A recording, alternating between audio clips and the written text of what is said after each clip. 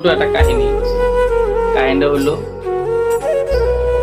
7 বছর থেকে 12 বছর পর্যন্ত।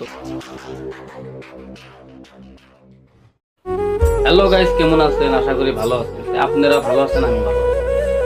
আজকে একটা ভিডিও নিয়ে আসলাম বহুদিন পরে। ছোট একটা কাহিনীটা হলো 7 বছর থেকে 12 বছর পর্যন্ত। 7 বছরে তো বাবা মা স্কুলে পাঠানো চেষ্টা করে, খেলাধুলা করছি, গেছি বুড়া পোয়ালা বাড়িতে কেদা স্কুলে গেছিলাম, আমাকে ছিলাম পড়া দিস সরগে কই সরইয়া, আবার সরে আগে কই সরইও, হাস্যকে কই দেরি কই কই হাস্যই, এই সিস্টেম করে পড়ছি। তাকে তখন 12 বছর হইলো, তখন বাবা মা স্কুলে পাঠানোর জন্য খুব চেষ্টা করছে না। আমার ছেলে 12 বছর, তাহলে আমি স্কুলে পাঠানোর চেষ্টাটা করতেই 7টার সময় বাচ্চাকে রেডি করে খাওয়া দাওয়া করে স্কুলে পাঠাতে ব্যস্ত। কিন্তু আমরা স্কুলে যাওয়ার কথা কয়া আর এক জায়গায় যাই।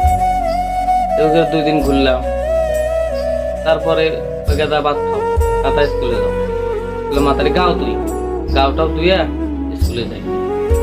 এই কথা কয়া বলে এবার কাপড় চোপড় নিয়ে যায়। মা ভাবতেছে গাদা গাও দিবার গেছে, গাও দিয়ে ভাত খাতে স্কুলে যাই। মা বলছে আরাম করতে।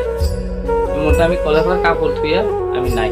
আমি কোন জায়গায় জানেন কি, ওই যে বসিনা শলার খাপ খেলাধুলা, এই শলার খাপ নিয়ে খেলে দেখে ওটা খেলাধুলা খাইরাই করলাম, ওটা ভালোই খেলাইলাম। আমার জীবনটা তো খেলাধুলার মধ্যেই গেছে। তারপরে মার্বল আইলো, মার্বল খেলায়ও আজকে এই বন্ধু আইসি। কিন্তু আমাদের চোখ দুটে আছে, চোখ দুটে থাইয়া আমরা কানা, চোখে দেখি না কানাই।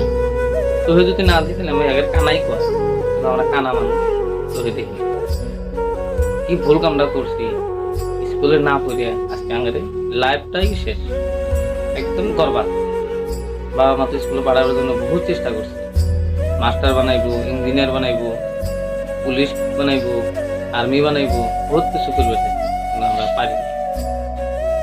ভবিষ্যতে আপনাদের যে ছেলে মেয়ে আছে, পড়ার ধান্দাটাই বেশি দিবেন, খেলাধুলার মধ্যে যাইবার দিবেন না। খেলাধুলার মধ্যে যাইবার দিলে আমার রেকর্ড নাই, চুরি করার রেকর্ডটা নাই, ওরা নাই, চোখ দুটা ভালো, চুরি হয়। ভিডিওটা বেশি বেশি শেয়ার করবেন আর এটা লাইক করে দেবেন। আর ভবিষ্যতে আপনাদের ছেলে মেয়ে পড়াশোনার ধান্দাটা দিবেন।